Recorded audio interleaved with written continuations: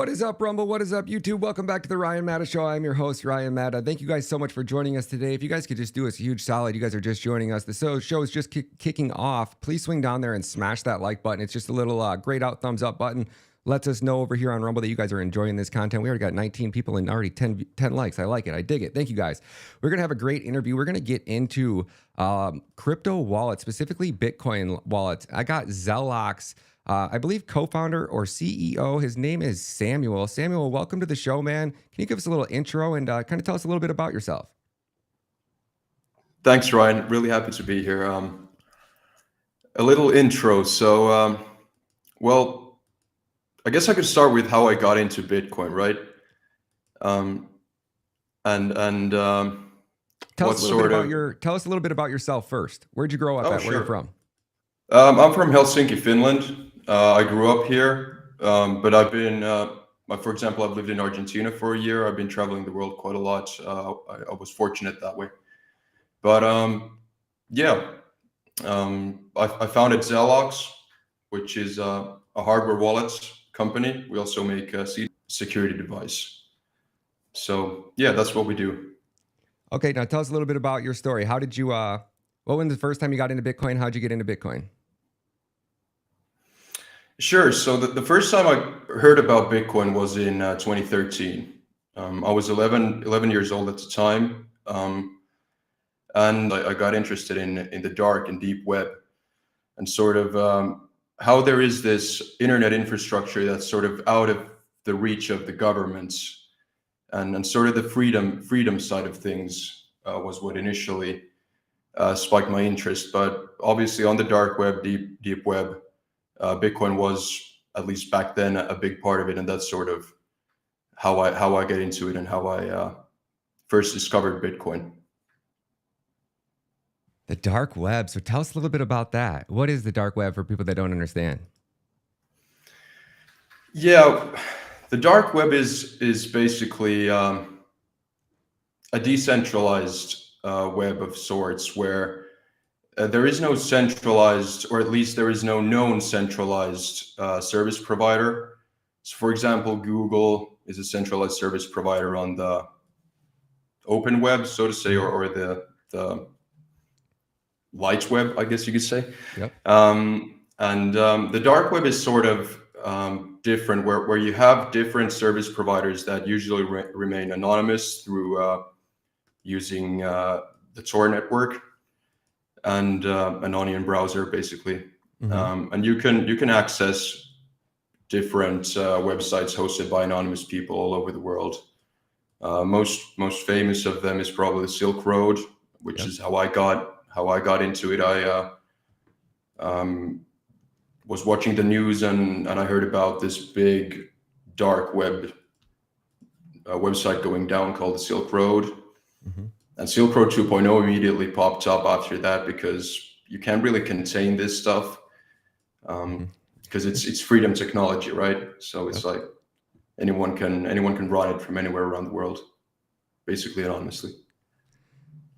So you have this company that you started. I'm very interested. I definitely want to go into that.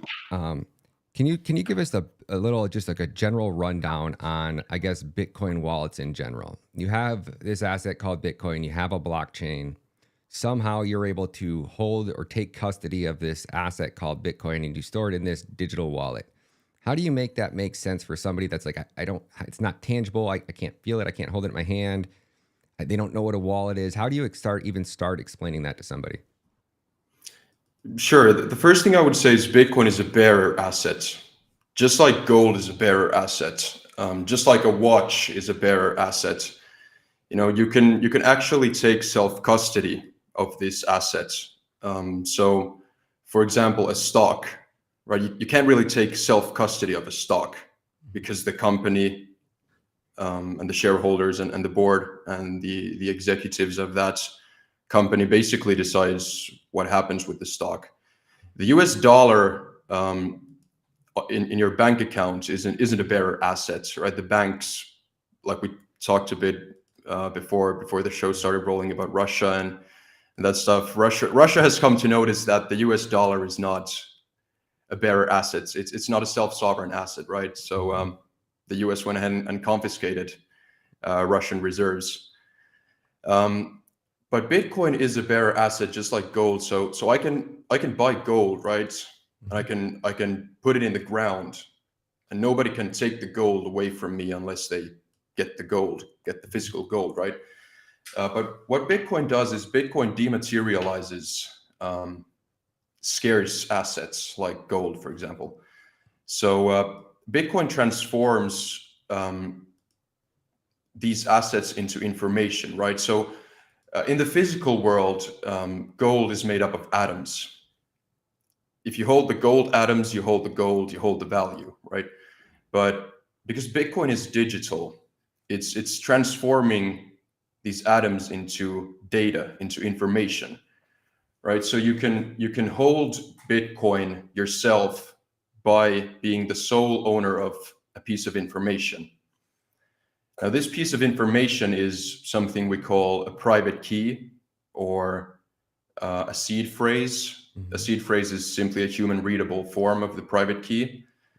A private key is a very long hexadecimal string of letters and numbers, basically, that that uses something called a symmetric cryptography. So you have a private key, which is your private information. It's the key you need to spend Bitcoin. And you have a public key, which is cryptographically linked to your private key, and it can be used to receive Bitcoin. This is very simplified, of course, but this is basically how it works. So you have your email address and your password to your email account, right? You can think of it that way. And now, by being the sole owner of this piece of data, this private key, you can actually hold Bitcoin even in your head, right? So instead of holding gold in a bank vault, the government can come in and seize that. You obviously need to go get the gold if you want to spend it. But Bitcoin is information. So just by having access to the information that is your private key, you can hold any amount of Bitcoin, right? It doesn't take any more space if you hold 1 Bitcoin or 1 million Bitcoins, right? It's all just secured by this cryptographic private key.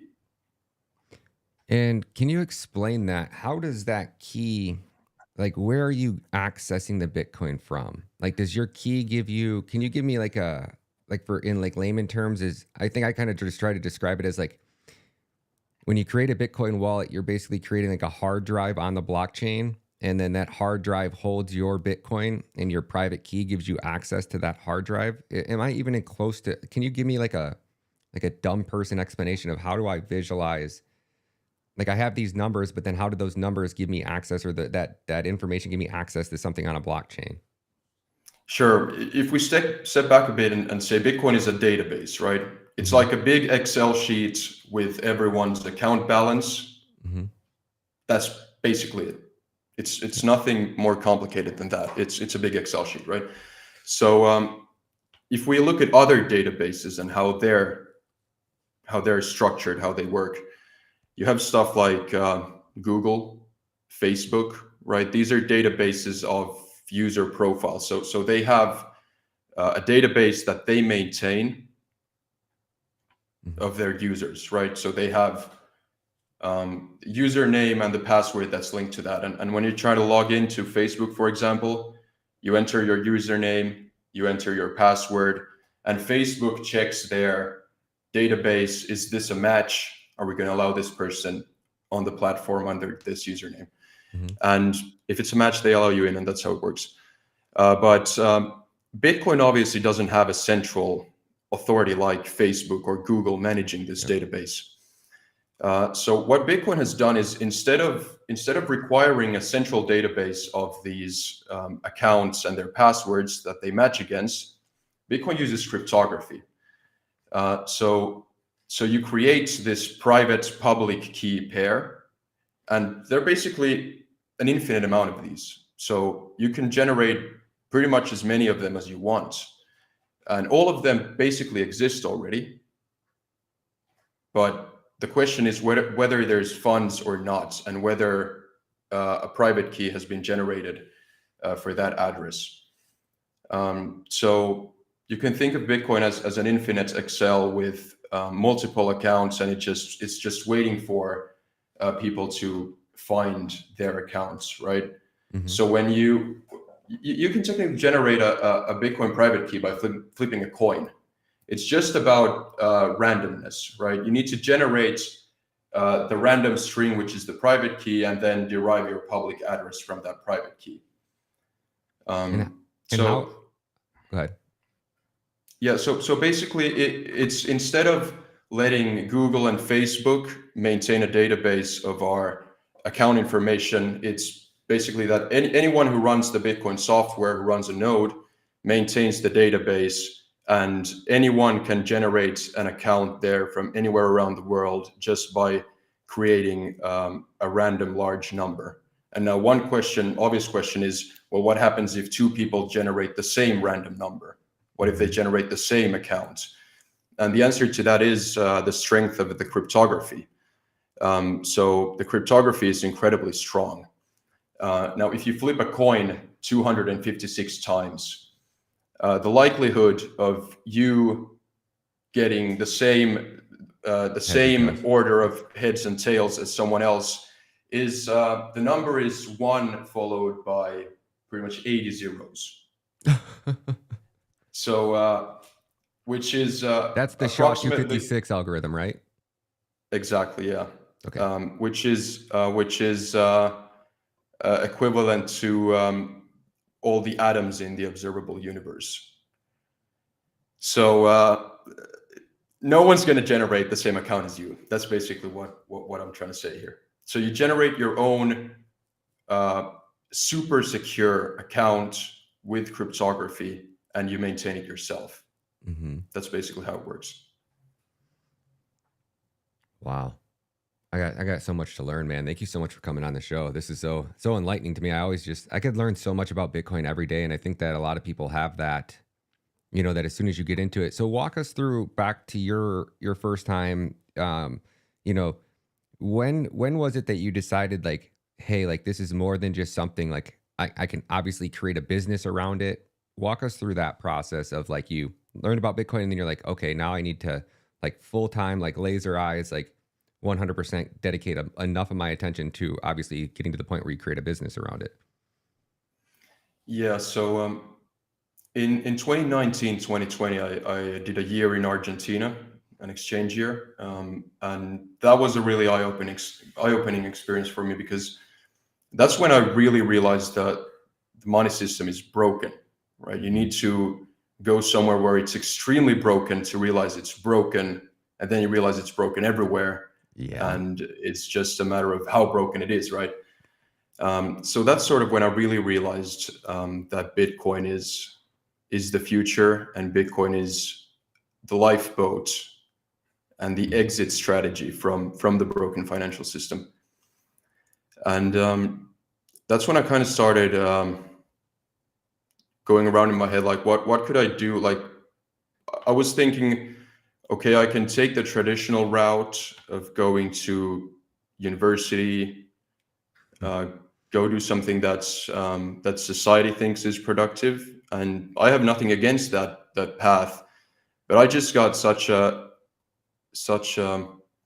burning desire to be a part of Bitcoin, and I just couldn't think of anything better I could do with my time than that. Like I've always been kind of a problem solver in that sense, and I didn't see any bigger problem I could solve in any other industry than the Bitcoin industry. So I decided to sort of try to do something with it, try to help the ecosystem forward. And one category I realized that is a very important category for Bitcoin and is lacking somewhere I can provide value was the hardware wallets industry and self-custody in general.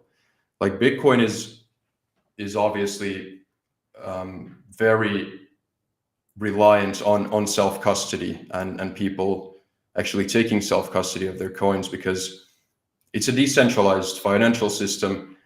It's a decentralized currency, but gold is also decentralized. Gold is also technically finite, even though you could say, well, there's an infinite amount of gold in the universe because the universe is infinite. But gold is typically seen as scarce. The problem with gold is that it's so hard to transact in, that all the gold, or it's so hard to take self-custody of, basically, that all the gold basically just gathered in one large honeypot. And well, the US started issuing, or multiple countries even before the US. I mean, in Rome, Rome collapsed because they devalued their gold currency by putting in copper and different metals into it and debasing the currency that way. But that was the fundamental problem of gold as a decentralized monetary system. But Bitcoin has the advantage of being digital and has the advantage of being much easier to take self-custody of. And self-custody is really the cornerstone of keeping Bitcoin decentralized. Because if we now Bitcoin ETFs have been approved, and there's nothing wrong with Bitcoin ETFs. They're good investment vehicles for people who have money in their retirement accounts. They can allocate to Bitcoin tax-free. But if we imagine a situation or a scenario where all the Bitcoin is put into Coinbase custody, it's not going to take it's not going to be long until Coinbase starts issuing a bit more Bitcoin. Some IOUs that they shouldn't, and then we're back on the gold standard, like the dollar was. We saw it with Sam Bankman-Fried, right? He was taking your Bitcoin, exactly. He was taking it to other exchanges, he was selling it. Whether he's working with the CIA or the United States government, which he absolutely was, because you don't get that big without, having a backer like that. You can't manipulate markets like that and just do it scot-free without an accountant and having orgies with your entire staff while people are throwing billions of dollars at you. And that's exactly what you just described there. The worst thing we could do is let Coinbase have custody of all of our Bitcoin. So how do you go from where you were to you decided to create these wallets? I know I can see one of your wallets on your website. I want to show everybody your website here as well.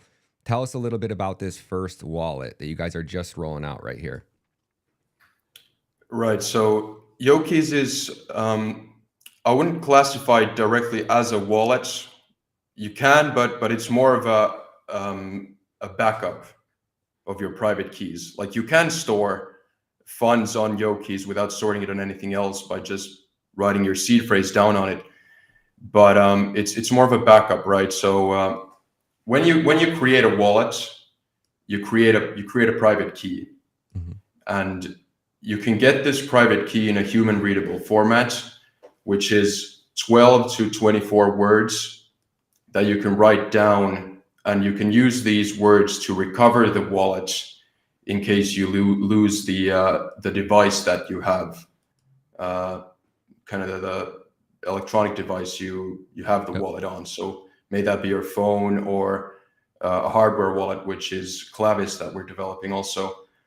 So Yokeys is more of a backup, right? So it's 3 stainless steel metal plates that you can write on, and you can write these words down on it, and you can put them basically anywhere. And whatever happens, your house burns down, you want to dig them in the ground, whatever happens to your physical, existence, Yokeys will survive, and your keys will survive that.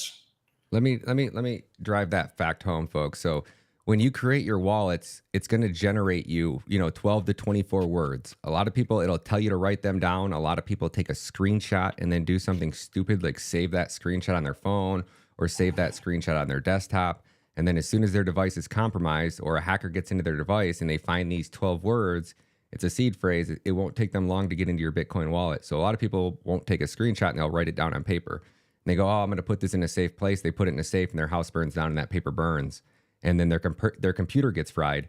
So when you activate your Bitcoin wallet on a computer for the first time, as after that first time, you don't have to continue to re-enter these seed phrases. You normally just have a password, which allows you to access your wallet. But if that device gets destroyed, you need these 12 words to basically recreate that wallet on a new device. So if you lose these 12 words, it's gone forever. What he's giving you here is a metal plate, and not just a metal plate, an engraving tool. Some people also stamp them in. That's what I use. I got those stamps off of like Amazon. They're like the little tiny little metal steel plate stamps.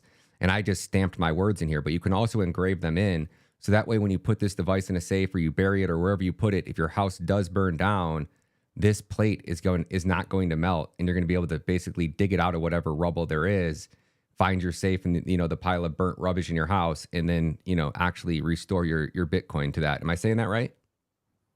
That's exactly right. Basically, it's a very durable backup of your private key. So then this is your backup key, which you definitely don't have to have a hardware wallet, right? You can access it from any device.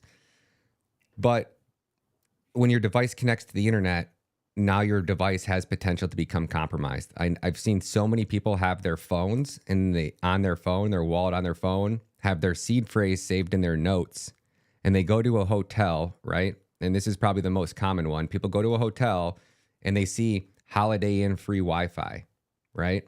So they go and they connect to that Holiday Inn free Wi-Fi. Well, really, there's a hacker in the room next door, and he's propagated this fake, internet IP address. And then as soon as you log into it, just like any hotel, you use your email and give him a little bit of information, and you hit OK. Really, you're okaying and giving him access to your device.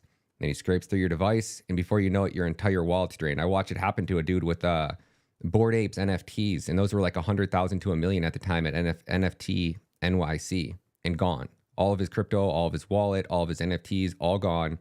Hundreds of thousands of dollars.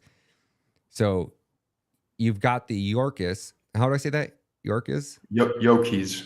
Yokis. Oh, I like that. Yokis. That's nice. That's got a nice ring to it. So Yokis. Then you're also creating Clavis? Clavis, yeah. Clavis. So Clavis will then, it's kind of the same thing. Yokis is where you can write your keys down, and then you access the wallet through this device, right? And this device is not connected to the internet 24/7. It just allows you to basically gives you a visualization of your wallet, what's in your wallet. Am I saying that right? Yeah, that's correct. It doesn't state your balance, so it's kind of like a credit card in that way. You can't read your balance from a credit card, but it stores the keys that you use to sign with, right? And like you can see here on screen, the device will show you what you're signing before you actually sign it. Because if you go back to phones being compromised, obviously this isn't a problem that's exclusive to Bitcoin or the crypto space, right? The global credit card fraud is tens of billions, I think, like over $30 billion each year. But the thing with the centralized system that banks and card providers have, like the advantage they have is they don't really have any responsibility. They have backing from the central bank, which can create money out of thin air, the FDIC insurance. So their customers usually don't feel it when their account is hacked, because they can just return the money from the printer, basically.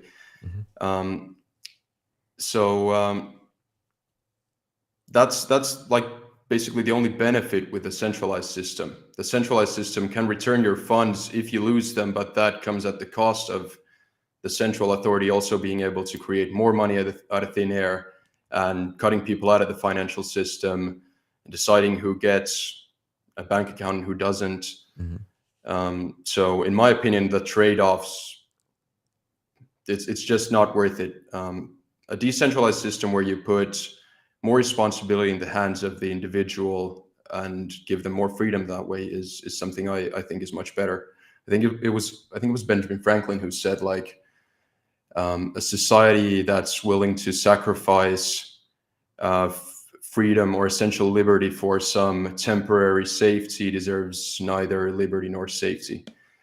And that's what I think Bitcoin embodies really well. Like it's this thought of, yes, you have to take on some extra responsibility, right? You have to remember 12 words, or you have to remember where you put these 12 words, or you have to, maybe split up your trust. I mean, it's also, it's not completely black and white. Like, I have to store the 12 words myself, and only I can know where they are. I don't think it's that black and white. You could also split the seed into three.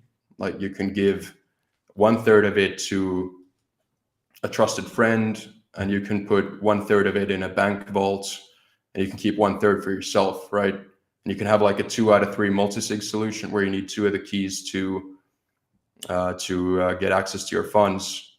And now you're not putting all of your eggs in one basket. Like, let's say you lose your copy of the key, it's not a big problem because you can just go to your friend and the bank and get the 2 copies, but neither your friend nor the bank can access your funds without you.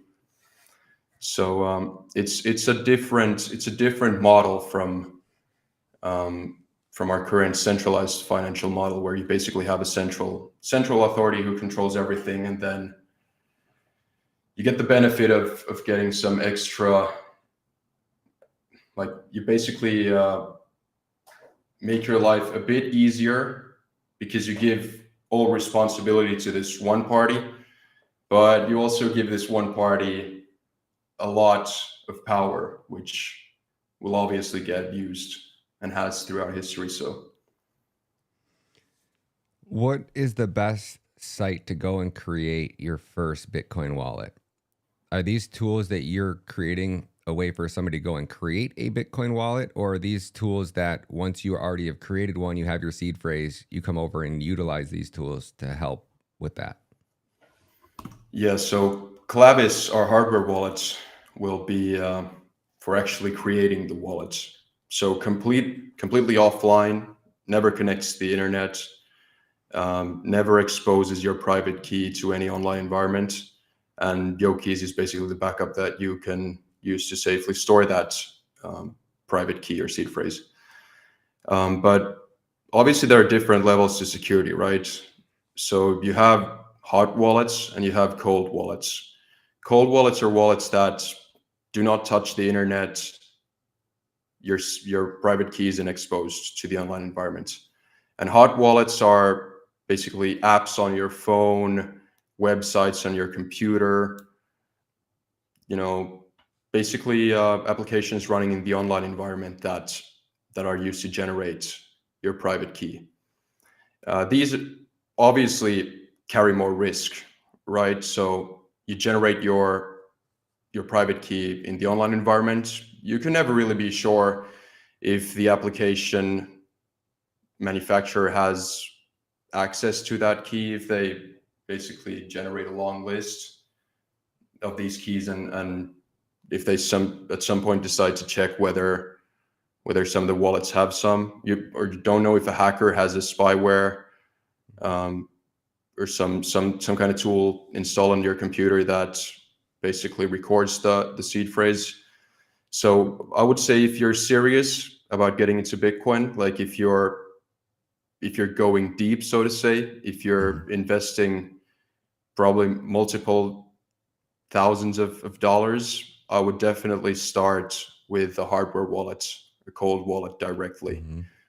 Do your own research. If you look up hardware wallets, cold wallets, you'll find multiple solutions. Ours isn't ready yet, but there are many out on the market, many trustworthy ones. I would suggest going for something that's open source, and preferably Bitcoin only if you want to be in Bitcoin, because the more sort of shit coins you add into the wallet environment, the more attack vectors you kind of create. That's sort of the problem with smartphones and computers in general. Like, why they're not safe is because, well, the point of a general purpose computer, which a computer and smartphone is that, well, you want to do as many things as possible, right?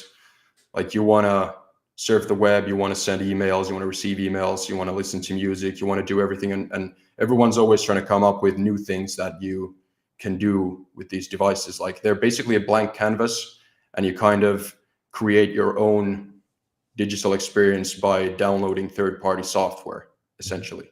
Like I would argue that most people have probably 90% third-party software on their devices, like just software they downloaded from either the web or an app store or whatever.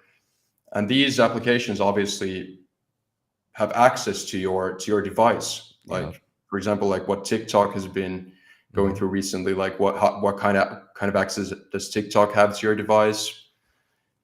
That's not my area of expertise. I don't want to go deeper into that maybe, but you know, it's always a problem when you have a device that's sort of trying to do everything. It will never be the safest device, and it'll always keep iterating and using more processing power. You always have access to more applications. There's always more stuff that can come into it, and basically just opens up more and more attack vectors, right? So that's why you want to actually do this private key or wallet generation completely offline on a dedicated device that's only used for that, because otherwise you're basically putting yourself at risk of losing all your funds. Man, this is absolutely amazing. Sorry, my little man stayed home from school today. He's got a snow day today. I have to go talk to him for 2 seconds. He's calling me. Can you tell us, I'll be right back and I'll still be able to hear you. Can you tell our audience, what are your favorite things about Bitcoin, and why is it so important for people right now watching what's going on around the world to understand and study Bitcoin, and really make it a priority if they're not invested in Bitcoin, to start learning about it? Sure. Well, I think the most important thing Bitcoin provides for everyone is a property that the human race has never seen before, right? We've had multiple different kinds of property. Gold is a form of property. Real estate is a form of property. Stocks. These are all forms of property, but all of these properties are basically leaking like economic energy, right?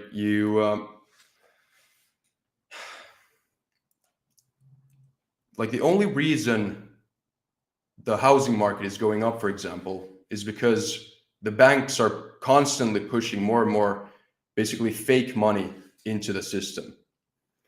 So everyone knows this. When you buy a house, you take out a loan, a mortgage, and this is anywhere from 90 to, well, up to 90% of the value of the house, which means basically 90% of the house is owned by the bank, right? And the bank creates more money through loans, through credit, right? So when you buy a house, the bank basically takes money from other people's accounts, gives that to you, but still tells the other people, hey, you have the same amount of money that you did before. And this is what destroys the currency, because you're inflating the currency, you're destroying it. But what Bitcoin provides is a form of property or form of currency that cannot be devalued, right? It's a better form of property than any other property because it gives you more freedom. Everyone wants more freedom. Like if I want to leave Finland and I own a house, yeah, I'm free to leave, right? But if most of my wealth is tied up in that house, I probably want to sell it first, right? I can't take the house with me. I can't take my wealth with me to another country. But Bitcoin basically gives you the freedom to do so. Bitcoin gives you the freedom to go anywhere in the world with the form of property that is the most scarce. There will never be more than 21 million Bitcoin. There will always be more houses. There will always be more stocks. There will always be more gold. And also, there will always be more demand for Bitcoin because more and more people actually want that freedom. So that's why I think it's really important that people educate themselves about Bitcoin and start accumulating it after they've educated themselves, of course. So you're lucky in Finland. your country has closed your borders, so you're not dealing with this massive migration, weaponized migration like we are in the United States. I don't know if you've heard, we now have migrants. We have laws in the United States called like a squatter law, where if somebody's in your property and renting your property and they decide to stop paying you rent, you cannot kick them out. So we have people that have rental properties or vacation properties that they only go to once or twice a year. If somebody's in breaks into your home and starts living in your property and they're there for 30 days, you cannot evict them. So we had a lady that's mother passed away, and in the process, different state, she went back to her house in New York City to just empty out her mother's stuff and put it up for sale. She went there and somebody was living in it. She called the cops, and the cops came and arrested her for trying to remove a squatter, a criminal who broke into her house from her house. So you couldn't be more right. People don't understand it. They don't see it. You said you went to some other countries and seen, what inflation really does. And I think a lot of people in the United States, anyways, we've had it so good since birth. Even our great grandparents had it really good. They didn't understand what I guess like you'd have to go back to like my great grandma who survived or lived through the Great Depression, where you'd see like when she passed away, we found her mattress and there was a giant cut in the side of her mattress, and there was money in there, like bills from like the 1930s that she had stuffed, and all the way up to like the 1980s or 90s. I mean, it was like she was still 50 years after the Great Depression, sticking money in her mattress because she didn't trust our government.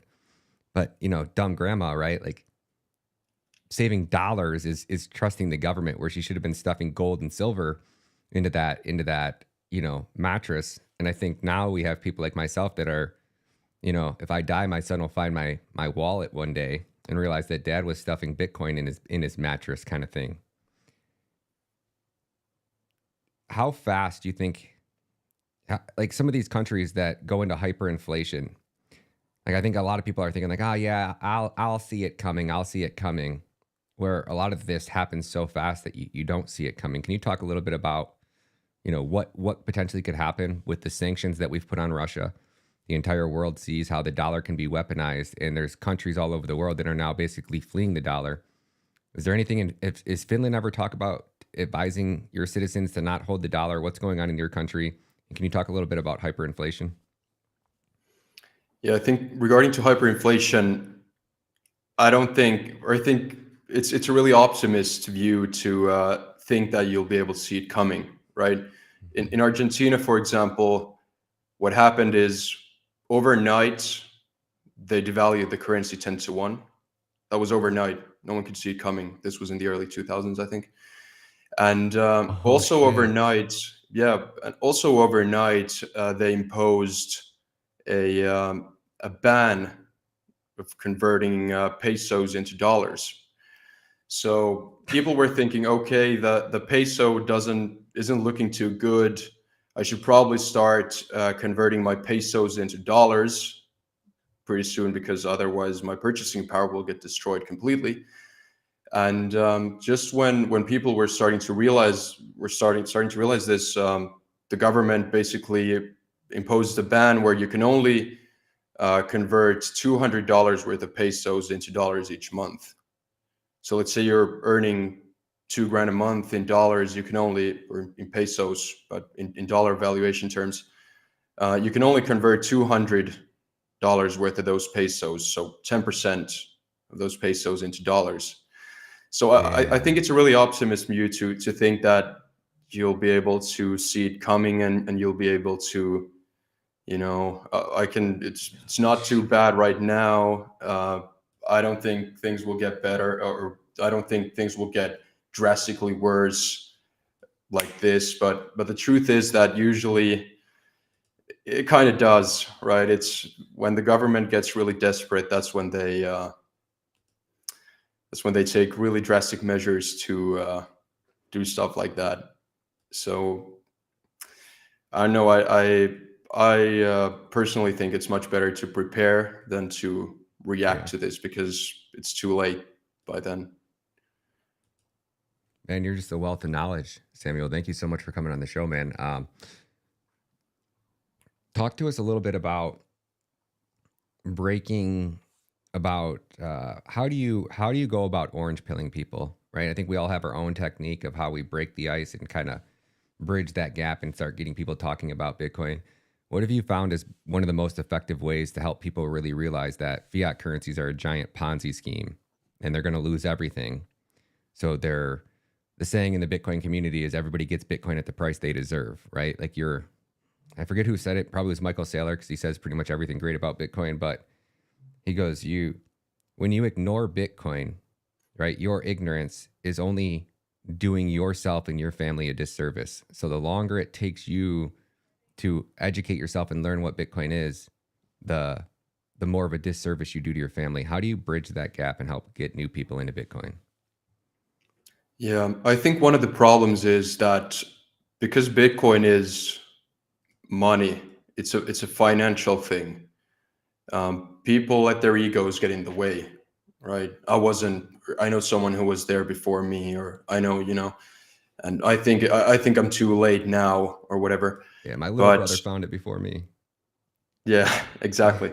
But I think well, if we take an analogy from the real world, for example, when people started, or when airplanes were invented, people started flying with airplanes. Airplanes were a superior form of travel compared to boats. Like you could get from the US to Europe in hours instead of days or weeks. And obviously the people who started flying first had an advantage because everyone else was taking the ferry. But everyone wanted to take the airplane. So when the airplane became available to everyone, and when it was safe enough, when enough time had passed that people weren't afraid of it anymore, everyone started flying, right? Because why wouldn't you? Like, if I can get from the States to Europe in 7 hours instead of 7 days, of course I'm going to take the airplane, right? So it's just a better form of technology. And it's the same thing with Bitcoin, right? Like, obviously the people who got into Bitcoin early got the biggest advantage because they were early and they were the first ones to have an uninflatable currency, whereas everyone else was still using a currency that's being inflated. But the point is that it's never too late to get into Bitcoin, right? Because in any terms, like even if you put fiat currencies aside, if we compare Bitcoin to anything you can buy, Bitcoin is going up in value because there's always more and more houses, more and more food, more and more energy that we harvest, So you'll be growing your purchasing power in terms of everything, not just in terms of the dollar. And obviously we've seen huge gains in Bitcoin, but Bitcoin is just a superior monetary technology compared to fiat currencies. So it doesn't matter if you get in now, 5 years ago, or 5 years in the future, you'll still outperform a currency that's being constantly inflated, right? So it's just a better form of technology. Like, don't think about it in terms of, someone else made more money from this than I did, or was earlier to this than I did.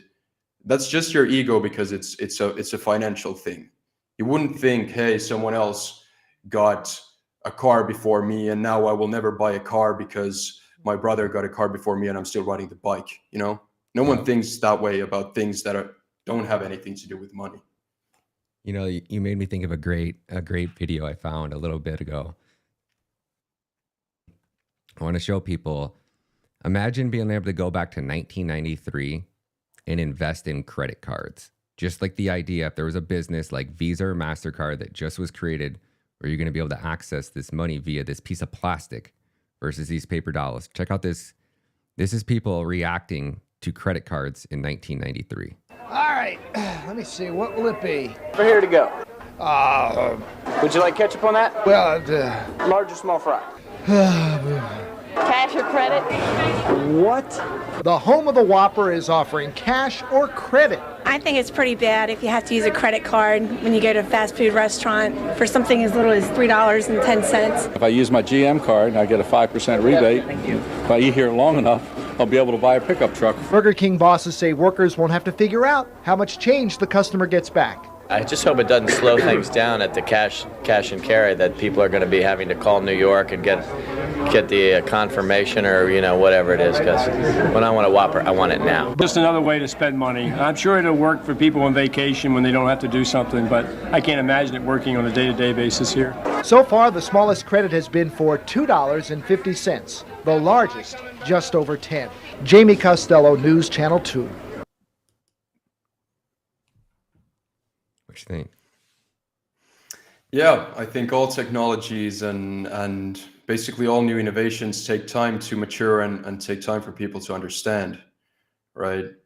Like it's just how it goes. You invent something new, people are skeptical. It takes time for people to adopt.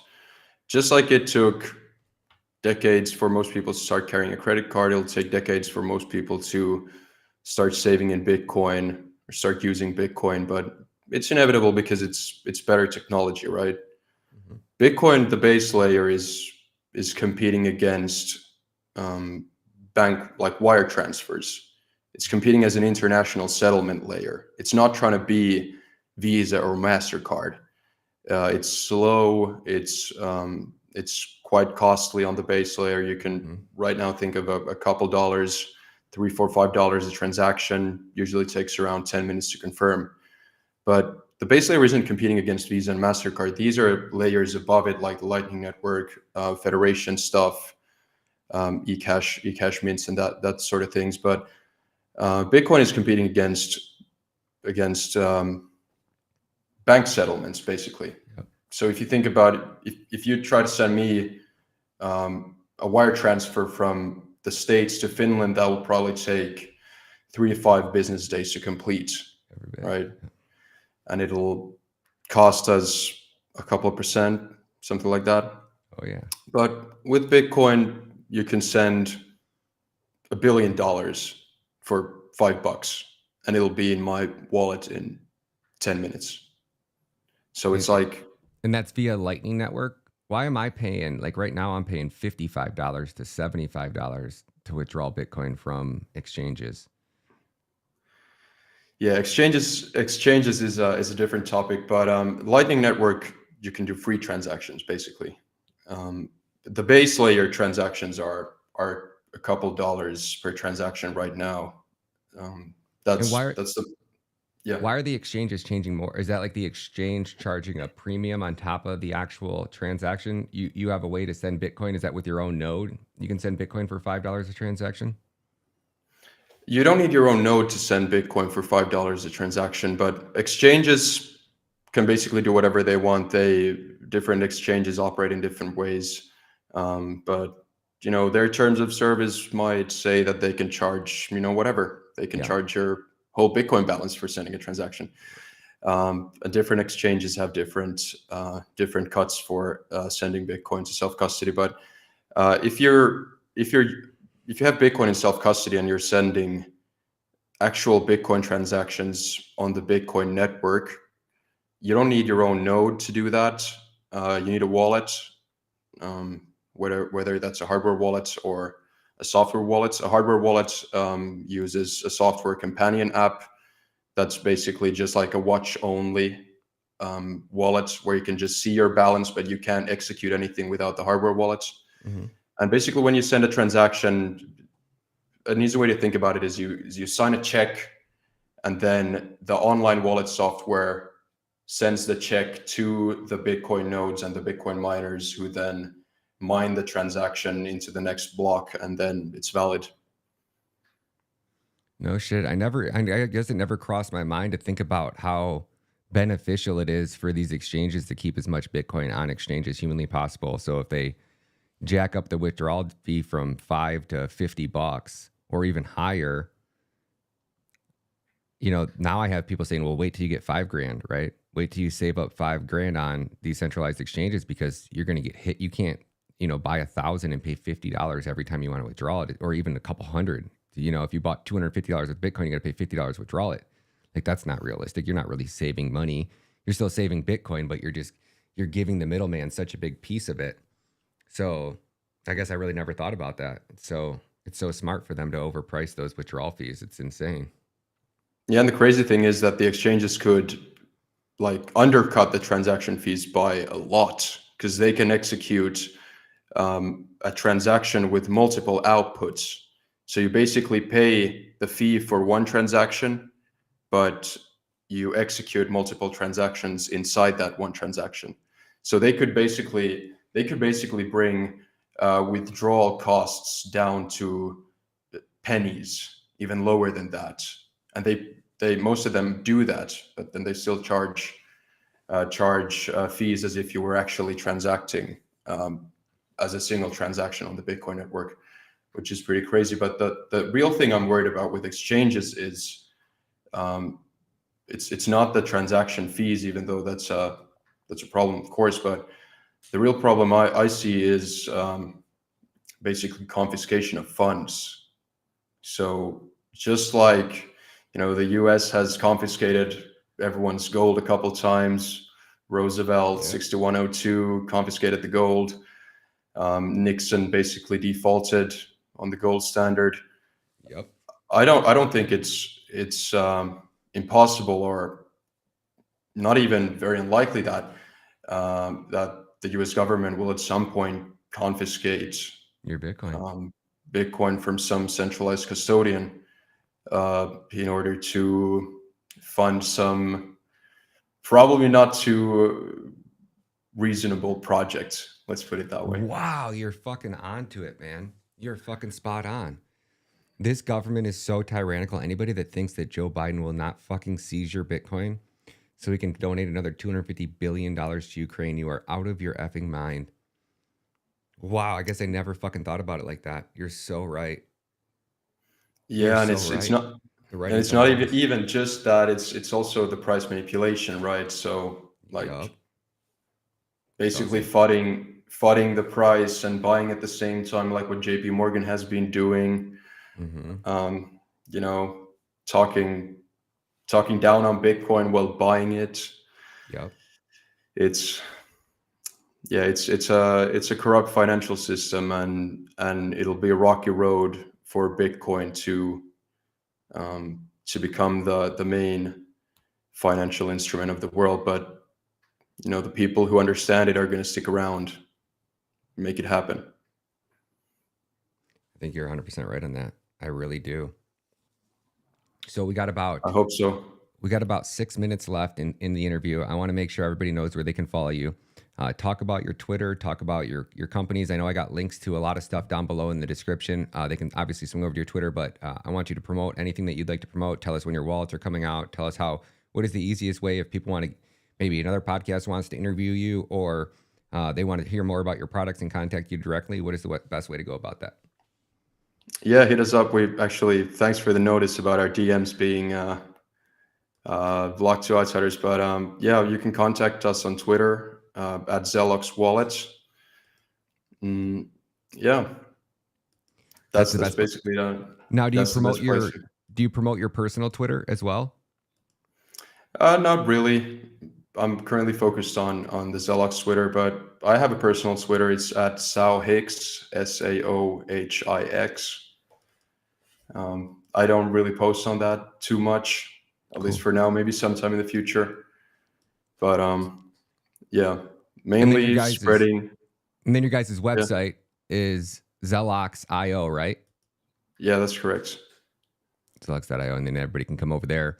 And you got an about page. You got a couple people on your team. Is there anybody on your team or anybody else you'd like to give shout outs to that we could tell a little bit about? Yeah, Artur is my co-founder. He's basically the one who keeps the operation running. Yep. More or less. And how old are you, gentlemen? Yeah. You guys seem like you're younger. Yeah, 21 and 22. Man, I wish I would have been going all in on Bitcoin at 21. Good for you, buddy. That is absolutely phenomenal. I think I was 20. Yeah, she was right around the time my son was born. So about 2021, I think, or 22. It was 10 years ago. Yeah. So 25, I think, was the first time I started getting into crypto. And how long do you think it takes for people to go from working a 9 to 5 to saving in Bitcoin to achieving financial freedom? Well, I think it depends on some factors like what your salary is, how much you're able to save. Bitcoin is not a get rich quick scheme. It's good to start off with that. Bitcoin is the superior savings technology, right? So you want to be saving money for the future, growing your purchasing power, kind of money that you in previous decades would have invested in something like the S&P 500 or the stock market in general, real estate. If you start investing that type of money into Bitcoin, like 50% of your paycheck or whatever, even with minimum wage salary, I think in 1 to 2 decades you'll be more than financially free. I think you'll be very wealthy at these prices. I couldn't agree more. Samuel, it's an honor to have you on the show, man. Thank you so much for joining us today. And you have my Calendly now, so anytime you guys, especially when you guys are getting these new wallets that are coming out, you guys want to come on the show and promote them, or anytime you just want to come on and shoot the shit and talk about Bitcoin, man, you're always welcome. Just book yourself a spot. You don't have to ask. So thank you, man. Sure. Thanks, Ryan. It's been a pleasure. Been a pleasure, my friend. God bless you. Have a great day. Likewise. All right, thanks. That is a wrap over here on the Ryan Matta Show. We do 3 podcasts a day. 2 are over here on this channel, exclusively on my Ryan Matta Rumble channel, and my other show is on LFA TV. We do a political show at 2 p.m. Eastern Standard Time, Monday through Friday, over exclusively on Rumble's the Rumble LFA TV page as well. So swing over there if you guys are into politics. We also do a nighttime show. The morning show is strictly Bitcoin.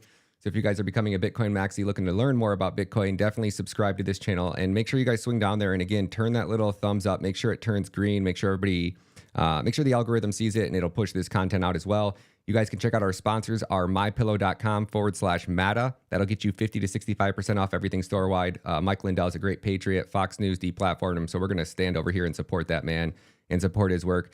You can also check out our sponsors. Bybit is one of them. And if you guys are outside of the US, it's my favorite place to buy Bitcoin. I don't recommend trading or anything else on the exchange, but buy yourself some Bitcoin, take it off the exchange, store it in a cold storage wallet. Let me let you in on our sponsor, Bybit. Today's sponsor is Bybit. Bybit is your one-stop shop for crypto trading, crypto investing, buying, learning. I've also built a step-by-step digital course which teaches you everything you need to know about buying crypto on Bybit, and not just buying crypto on Bybit, but trading strategies, setting up crypto trading bots. Bitcoin is the best way to fight against tyranny, to fight against government corruption, to fight back against the Federal Reserve printing trillions of dollars and depreciating everything that your family has worked for your entire life. So get yourself some Bitcoin. You should at least allocate a small percentage of it to your portfolio. Be a smart investor. Don't let the government take everything from you. Again, my name is Ryan Matta. Links to my affiliate codes are down in the description. Show this channel some love and go buy yourself some Bitcoin. And that is a wrap, folks. Thank you guys so much for joining us. Hopefully you guys have a fantastic weekend. Enjoy the weekend. Get out there, meet your friends, meet your family. Go out there and orange pill some people. Get some more people into Bitcoin, because once you start adopting it, that is our mission, to onboard as many people into this ecosystem so that we can all fight back against the Federal Reserve and the globalists trying to take everything from us. God bless you guys. Catch you guys in the next one. Bye. Run.